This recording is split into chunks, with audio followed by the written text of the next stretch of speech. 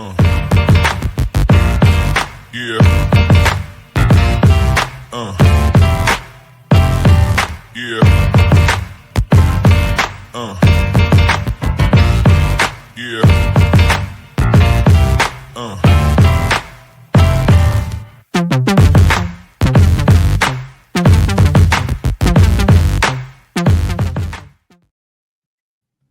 Yo, what's going on, everyone? Welcome to this week's episode of Rivercity 93. I'm your host, as always, Elliot Barr, and is joining me is my good man that just sat through and watched that game against that team on a football field. It's Mr. Matt Myers. How are you doing, sir? I didn't know we had classified Greenville as that team, for us quite yet. We retired the healthcare cup, years ago, so I didn't know that they still had status in our mind. No, but the league was like, hey, it's a rivalry, and Greenville's won 8 and Richmond's won 5, and it's a rivalry, and it's like, no, y'all, it's not. It's not. But the league got to make it a rivalry because, yeah. How you doing, buddy? I'm sorry, man. I'm just okay. Let's change this up real quick, listeners.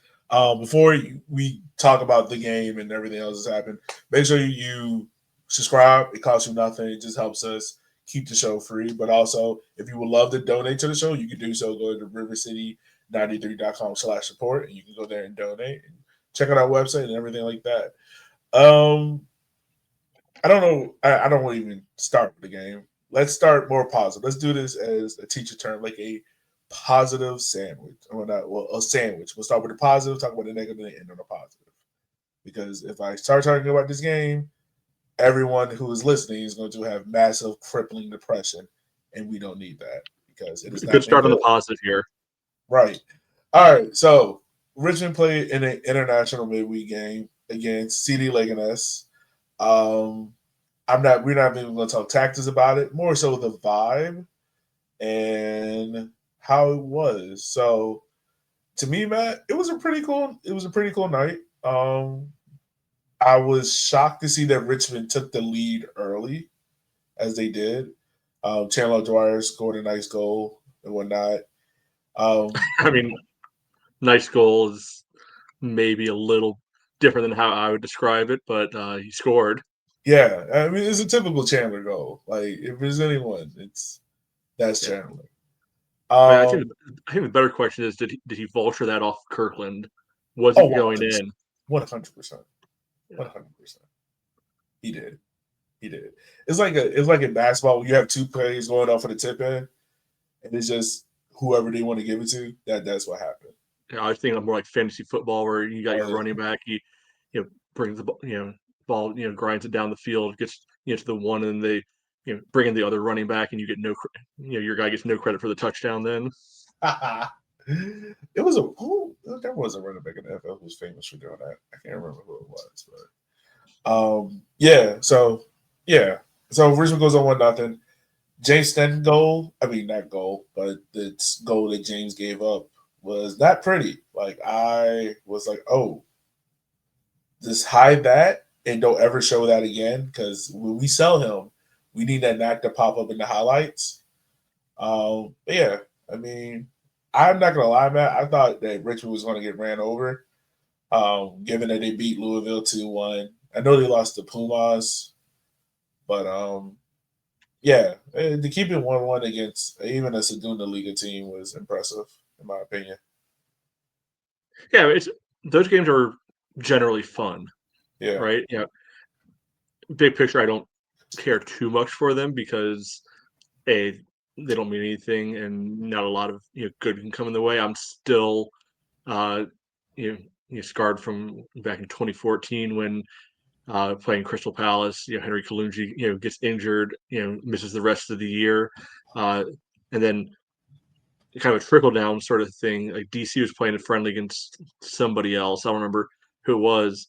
Bill Hamid gets hurt, so then we lose Joe Willis, who was our keeper that year, who's down on loan. He gets called, back up, and I maintain if we had those two guys, I mean, it's hard to say in the playoffs, what would have happened, but that team was a team that had some obscene, unbeaten streak going. I think they got close to a 20-game unbeaten streak in the middle of the year as well. And then they kind of stumbled into fourth place, but I think that was also a year where in the first round of the playoffs, the one seed went down, so all of a sudden the kickers are right there, with the open track, and well, it didn't work out. But yeah, that's why I'm scarred by these friendlies. But for the most part, it was a good time, lighthearted. One person that you're listening talk to right now is having the time of his life, down there and engaging with guys who we're pretty sure all spoke Spanish. No idea how much English they spoke, but making some peace offerings, shall we say? I was. I did get a text to be nicer. I was offering chicken and beer. Like I was asking them, do you want to go to Magic City? Have you ever tried lemon pepper wings? Are you allowed to have chicken wings in the first place? I wasn't saying no crazy stuff. I was Well, offering food. well, a couple of those things might have been crazy, but they weren't Yeah, they won't mean. deranged. Like I even said it in Discord. Like these guys are used to having their families threatened in darkness. We're offering food. Like we are not the same when it comes to supporter groups. Like we are very nice. And I was going to say something else. You mentioned that 20-game winning streak back in 2014. Man, what I would give for like even a 2-game winning streak right now. Like, Hey, we're focusing on positives at the you're moment. right. You're right. Stay with the positives. But I think the other nice thing about that game is we got to see everybody out there, including some of the deep cut academy guys, and some of them look decent, right?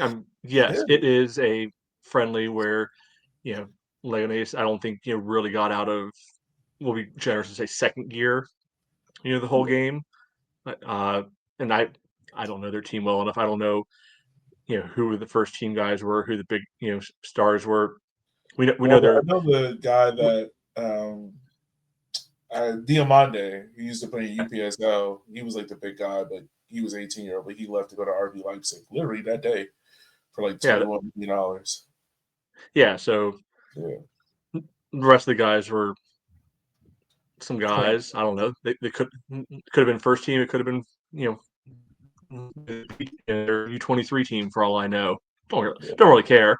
You know, made for an entertaining night. I don't think there's too much more we can really read into it. I think the other highlight on the night was our man Elliot here, damn near having a heart attack when his player of the year, Calvo 2.0, for a moment there, put the team up 2-1 before the assistant ref rudely pulled it out for offsides. This is true. Now, okay, was it offsides? Probably not. But when he scored it, I just saw everyone's faces like, he needs to be starting. He needs to play more. And I'm like, whoa. Let's pump the brakes, y'all. Like, I call him Mr. Worldwide. I know. Somebody else got that name already, but yeah. Just because of his Instagram, like y'all, let's pump the brakes. Like, the last guy we did this with didn't even make it past, for the rest of the year. So let's pump the brakes. All right. Yeah. I mean, look, I know I joke on him a lot, but Revy, like he has something you can't teach, which is pace. mm-hmm. But the thing about pace is you have to be able to control it. And that's the part of his game which I don't think he quite has yet. Because he had another opportunity in the second half where like he was running on goal. And I think like if he stays on the feet, doesn't stumble, he can take a shot. If he gets saves or whatever, who knows? But he stumbles and it just kills the whole momentum of him even trying to take a clean shot. Yeah, and I think pace, especially at the end of a game like that, where the other team might be going through the motions, the last 20 minutes, stands out even more as a result. So good on him. can't hurt. And yeah, if he can be able to channel that, yeah, I think we've talked a few times this year about one of the issues this team has is that they're not necessarily what you would call quick, No, and he is he stands out in that regard. Maybe he's just regular fast, and compared to everybody else, he looks like an absolute track star, or maybe he actually really is that fast. I don't know, but real quick. So the commentator on tonight's game, the Greenville game, he made a comment and he was like, "Yeah, this ain't really like Josh Kirkland." And Darren said, like, if this is true or not, I highly doubt it. He said Kirkland was the fastest player on the team, and all I could think was that is not true. Like, like I would love to see Kirkland and Revy and even Darwin in a 100-yard sprint. I mean, like a 100-meter sprint. I will put $20. Revy will win. I'm not taking Darwin on that. That's for sure, and that's even pre-injury. Like that ain't his game. Yeah, maybe it's one of those things where it depends on what the length of the race is. Like some guys are good, quick burst guys. Other guys are more sustainable over 40, 50 yards. I don't know. Don't matter the race. It could be the 50 meter, 100 meter, 200 meters. Take a Revy. That's the only thing I'm taking him at.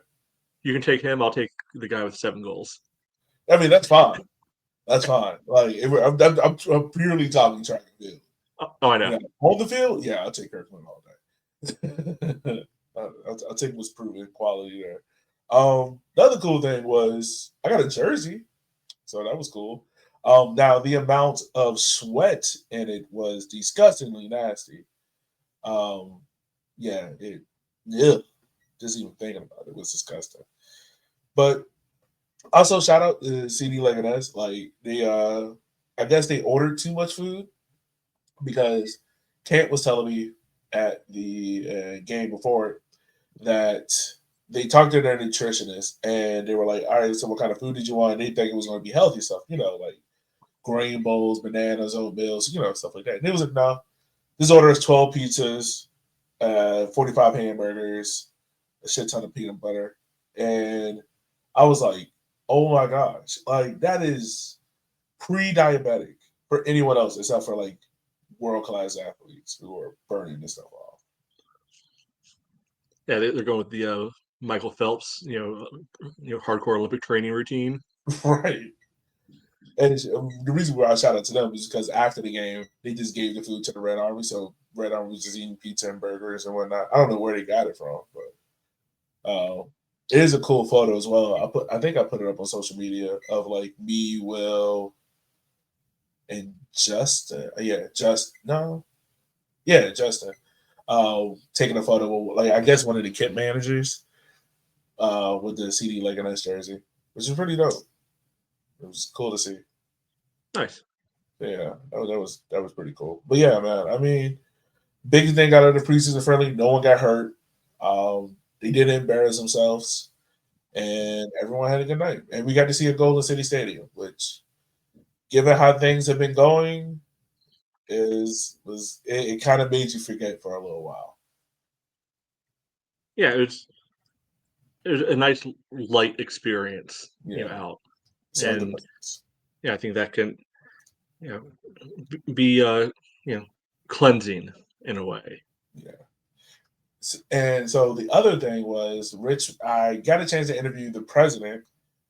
Can't use the audio because all the audio is trash, which annoys me to no end.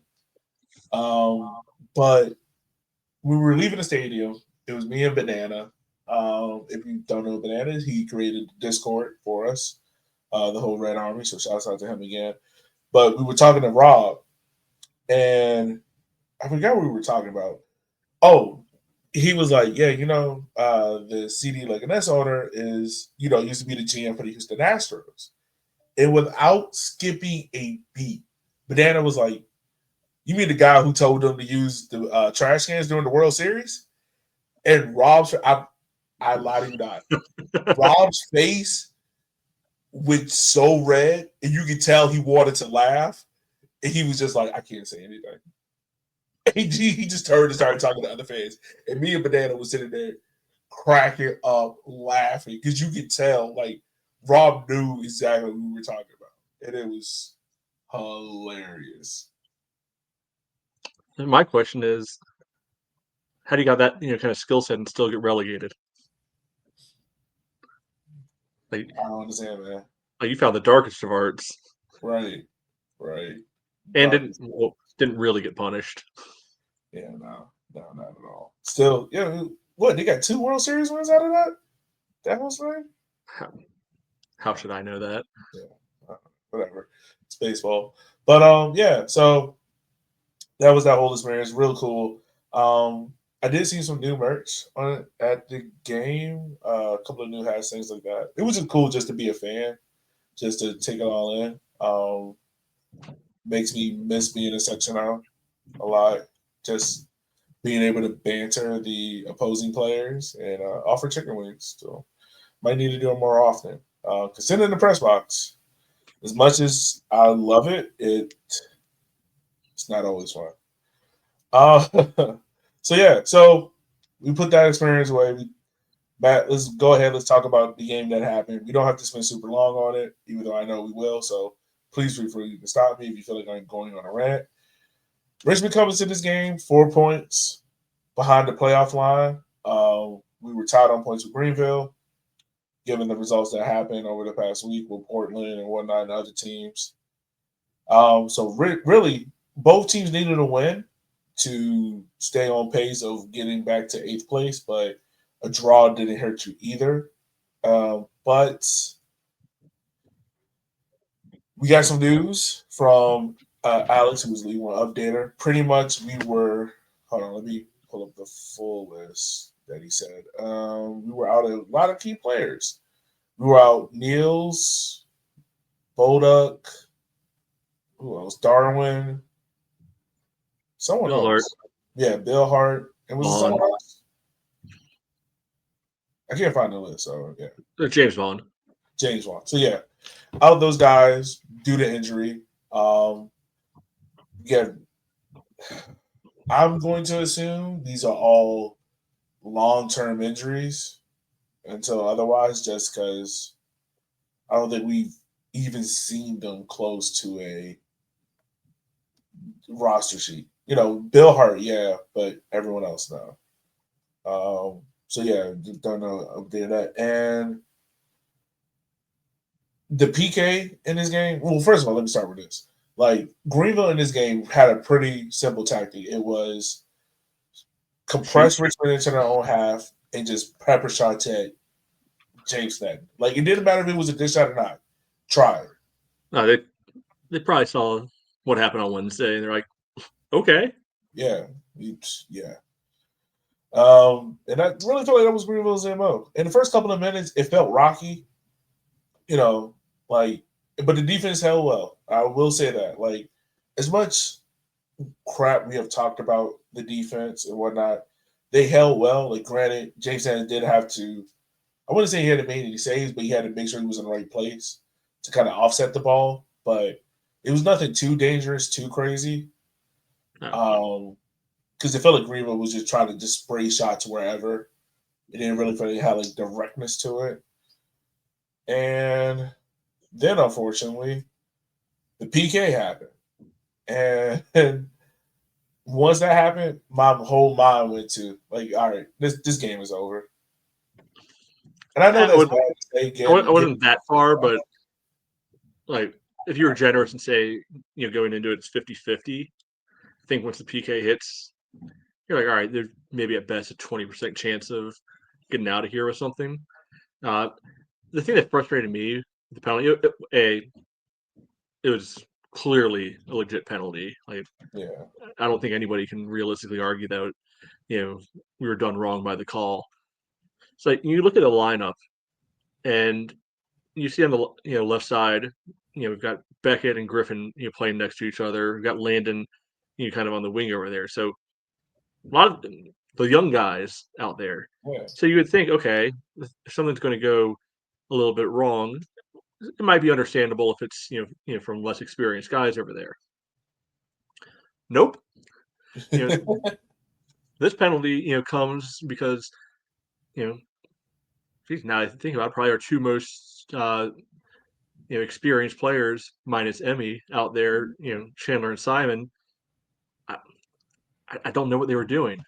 Yeah, Like they were basically, kind of a 2-on-2, and both of them just looked incredibly passive. Didn't, seem to be, tracking where a runner would be going, not really stepping to a man, and just got played around. And again, it wasn't like they were outnumbered and having to make tread water in that moment. Like this is some of these two guys have seen plenty of times in their career, and they look like the teenagers there. And yeah, it ends up resulting in Chandler just getting into a bad spot and clearing out whoever it was. I don't remember who it was. Don't care who it was.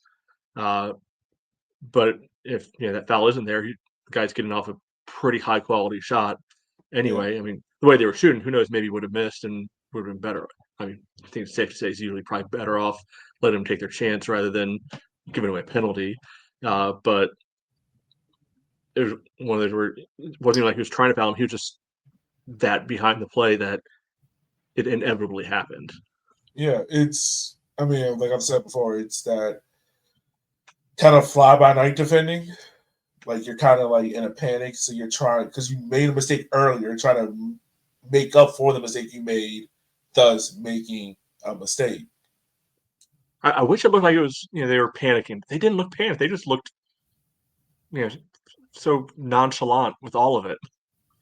And yeah, like that's what I'm saying. I think it was just like that initial, like, all right, we got him. Like, okay, we don't have to really, have urgency right now. Oh no, he's moving in. Okay, now let me have urgency, and then that happens. So that was the frustrating part. For me, it's not so much like look, probably used to going behind at this point. That's part and parcel to what a lot of this season has been. But again, it's the how, and this. We know that the team is struggling in the attack right now. Yeah. We went through all the injuries.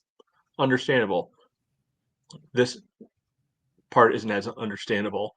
To me, it's again, there's 2 games in a row now giving away penalties that probably didn't need to be given away. And it changed the whole complexion of the game. Right.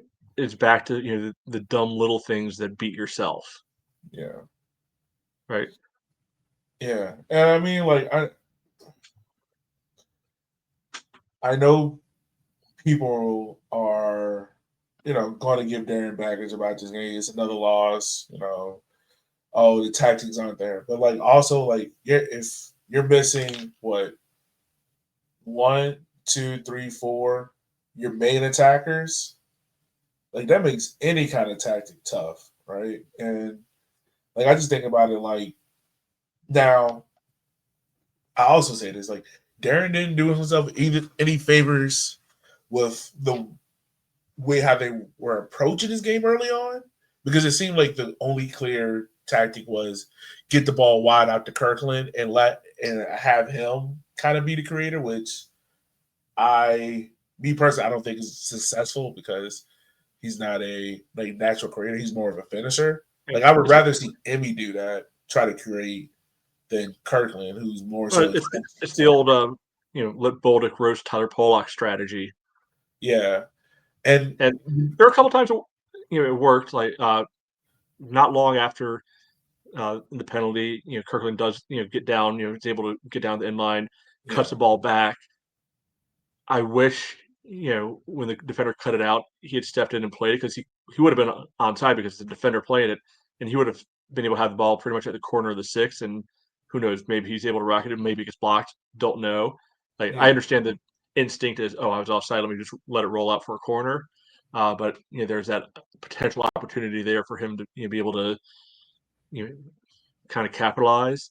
So it works sometimes, but I definitely hear what you're saying, where maybe it's not the long-term most optimal strategy for this team. And that's the thing. Like it works in moments. But it can't be the go-to.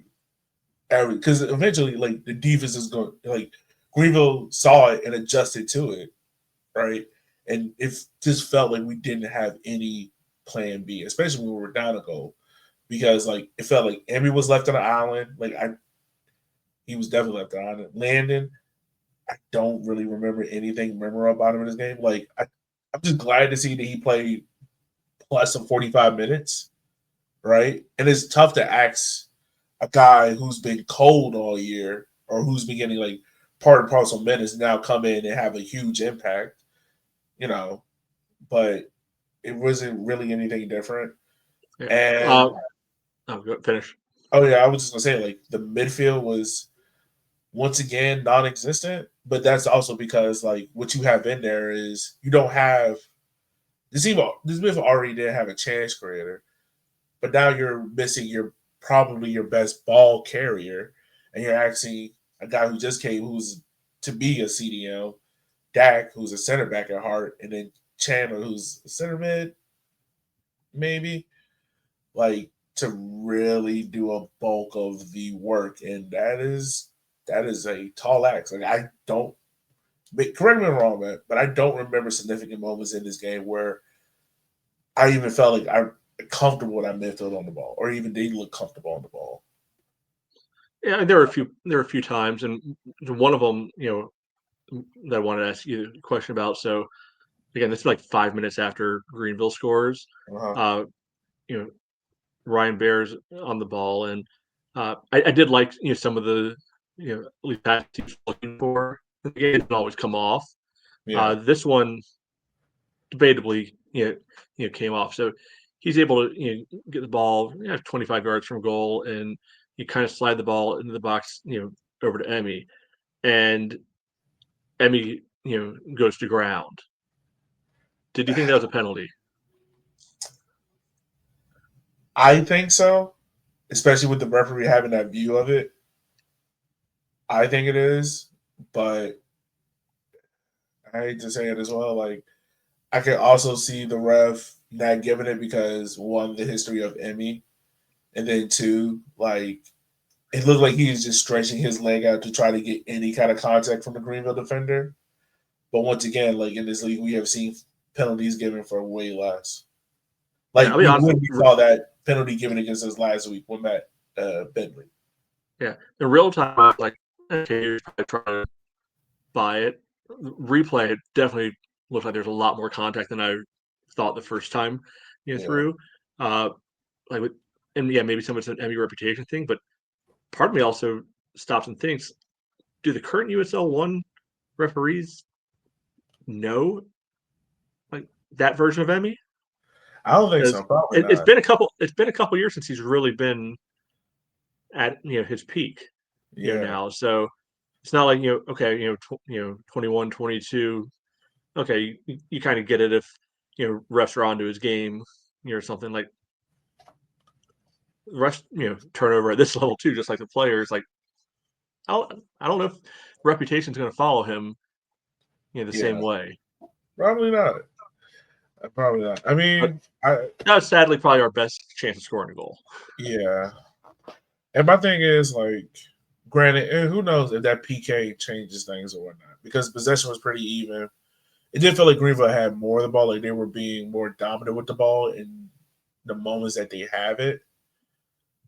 But who knows that PK changes anything. But we're relying on a 50-50 PK that may or may not be called to be our best offensive chance, then we were already in trouble. And I mean, rest of the first half wasn't really much else to speak about. The second half, I think about the chance that Beckett Howe kind of created, the cross across the goal. I thought it took a deflection, should have been a corner, but yeah, that really felt like our best chance. I mean, you had Lodge's chance as well, but that felt like more of a scrum and a hope than anything else, and it felt like anything concrete. Like the real thing out of this game, and me and you were talking about it earlier before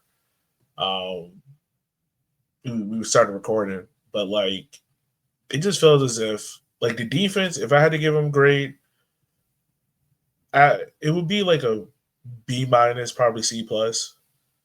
I know originally I had them like a C minus because of the second goal, but I think it's the same thing that you talked about about just that lack of urgency on closing out.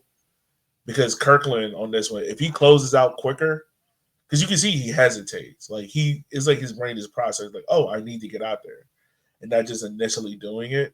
If he does that, like that probably changes it. But then also like to have the guy on the back post wide open, the person who's marking him is behind him, like you're not goal side in front of him, makes it tough. Yeah, there are probably like 4 or 5 guys who maybe could have cut it out. And again, it's a little dangerous, right in front of your own goal. You're worried about putting it in your own net, but like literally across going on the ground, straight across, the top of the six and gets all the way through the back post for a tap in. Like it's frustrating. Yeah, it is. Coming off of a corner too. It's not like it's one of those where it's safe to just run it through. There's 14 guys in the penalty box there. Right. And like for real, like this defense did things. If you just look at the defense as a whole, like if we just look at the defensive tape of this game, they did things that were okay to good, right? But like the set piece moments, especially the goal given up at the second one and the PK, it's like you talked about, those little things making the difference. Because with how inept this offense is right now, like you can't afford those mistakes, because you're not going to get the opportunities as you were before to get back into it. Now, the offense side of this game, is a D- for me. Like leaving your attackers out on the island, they never really had a chance to get into the game. And the moments they did get in the game, it was very rushed, nothing controlled. Like I don't think we had a shot on goal till maybe late in the second half.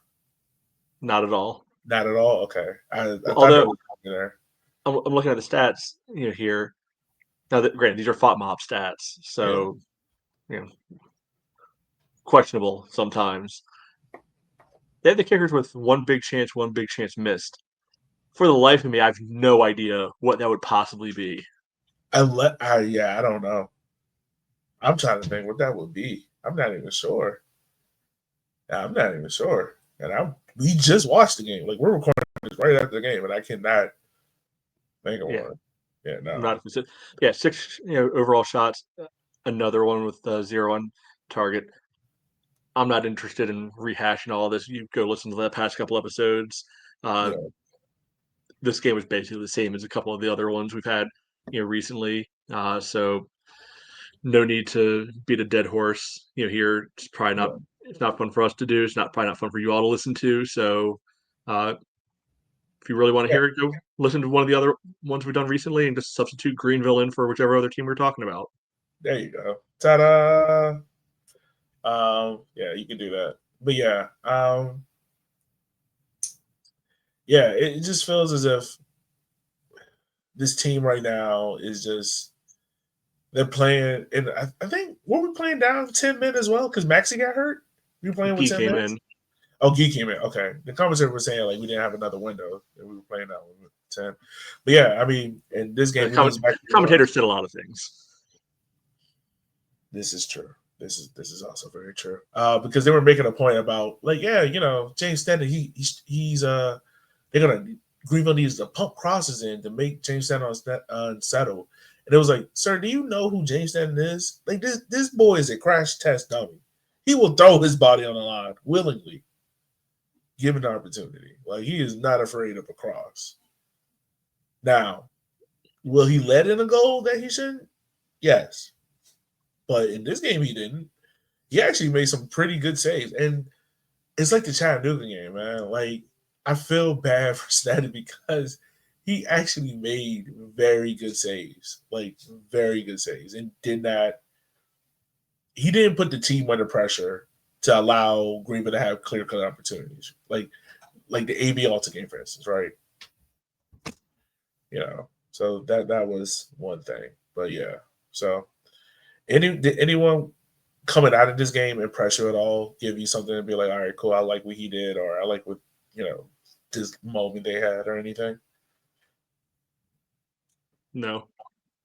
All right. So, No, Yeah, but I think the big takeaway here, and you refer to this, when you're introing the game, is that this team is, I think, squarely in the danger zone, right now.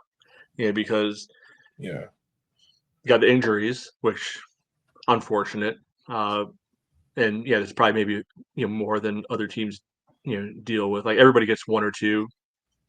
This is maybe a little bit above the norm right now, but that whole kind of cushion that the team built up back in March and April, that is long gone at yeah. this point. It Uh, kind of makes you think like all those games that we draw unnecessarily or had leads in, or games that mhm. we should have won that we couldn't get over the line. Like how much those points we really needed those points now. Right. All the conversations back, in the springtime of, oh, well, we're still in fourth place, right now and everything. Now we're sitting, solid, 10th right now, 4 points off, the playoff line, and the games in hand, they've been cashed in, and teams have cashed in on those Yeah, points.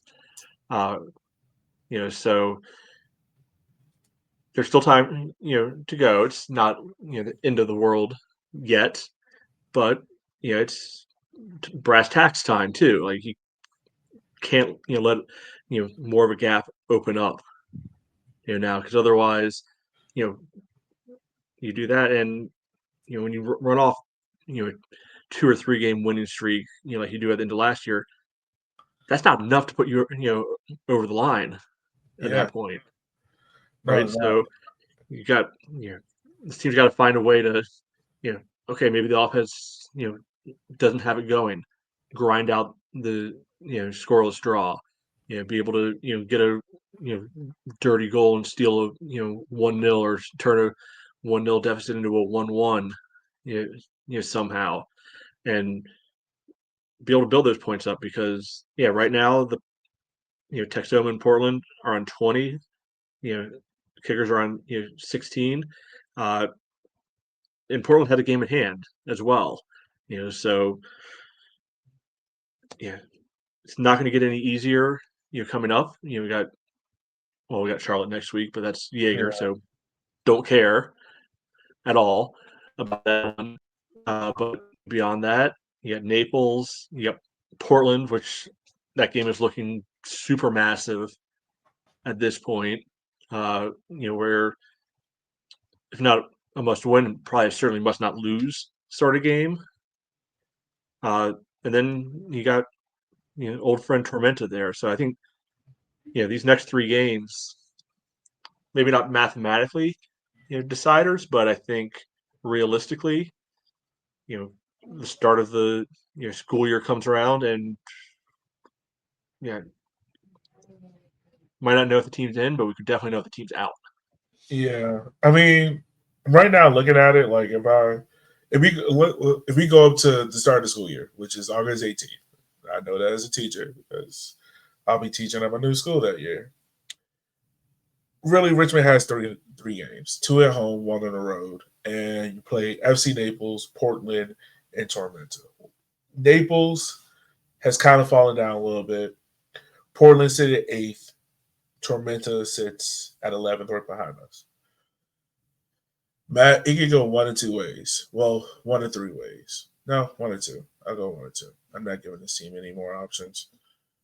Option A goes really good. Say Richmond pulls out 6 points, right? Other results go our way, or they can stick around and still be in a fight for the playoffs, right?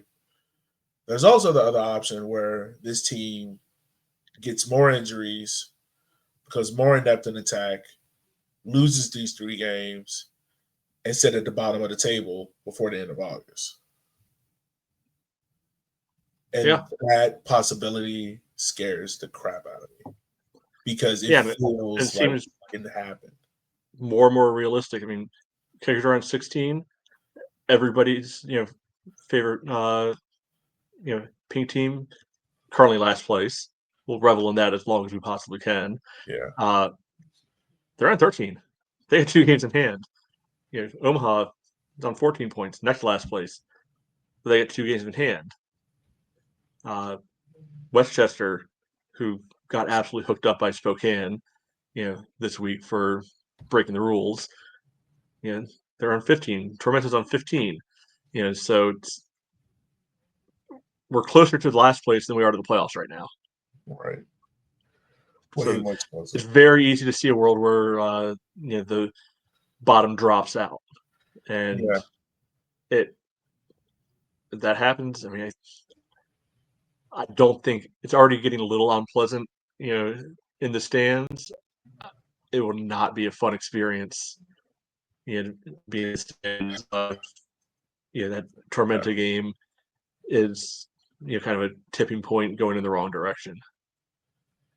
It feels like we're closer to the 2023 season than we are to 2024.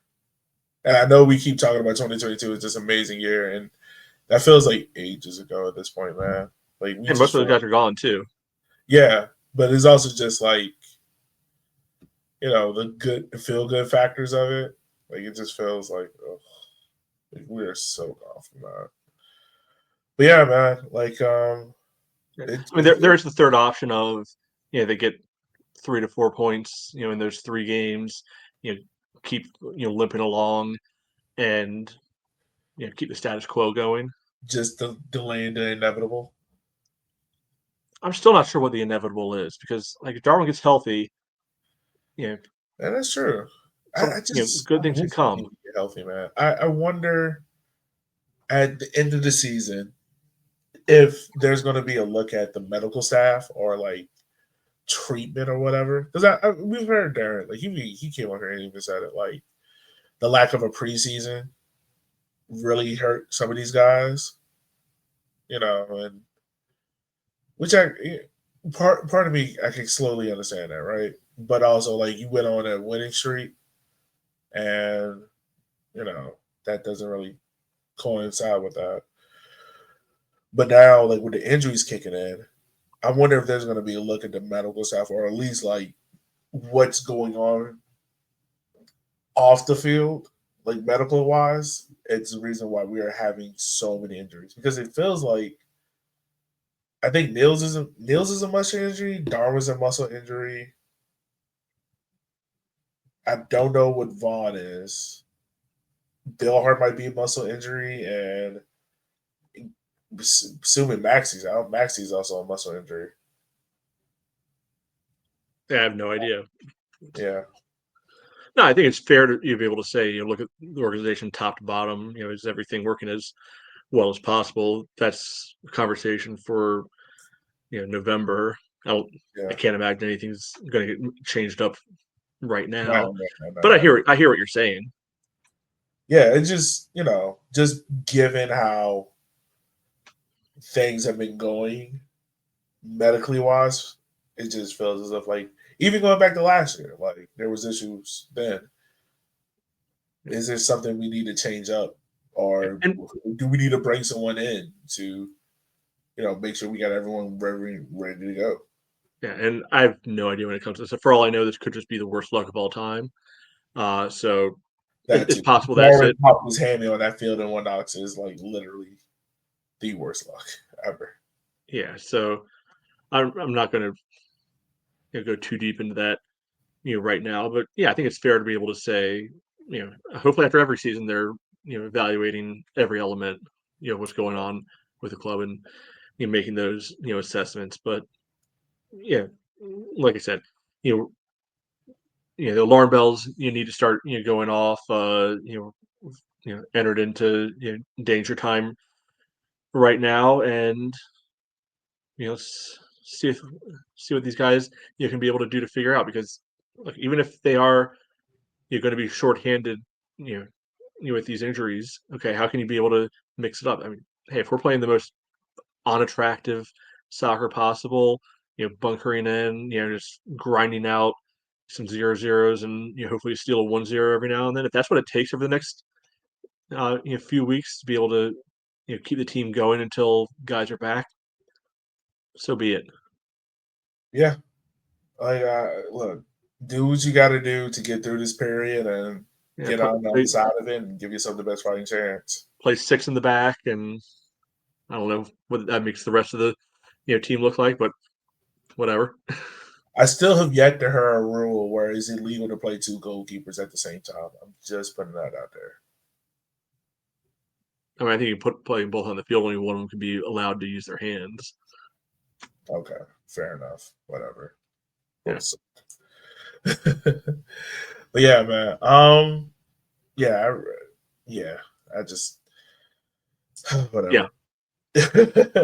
Also, fans, just want to put this out there. We got a couple of fans traveling to games, especially in the month of August. I know there was a fan down. I think Kevin went to the Greenville game tonight. We got a few fans going down to Charlotte on the weekend. We got a bunch of people making the trip to Portland in August. Me and Matt are going to Madison for the Henny Derby in September.